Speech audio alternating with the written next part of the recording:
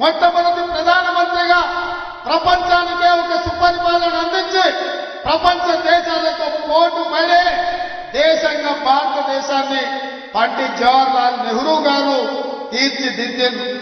వారి వారసత్వంతో వచ్చిన శ్రీమతి ఇందిరాగాంధీ గారు ఈ దేశ సమగ్రత కోసం, సమైక్యత కోసం, ఈ దేశాన్ని కాపాడడానికి తన చివరి రక్త పొట్టు వరకు ఈ దేశం కోసం ధారపోసి తుపాకీ తూటాలకు బలై నేలకొల్లిండ్రు తప్ప దేశ సమగ్రతను కాపాడడంలో ఒక్క అడుగు కూడా వెనక్కియ్యలే.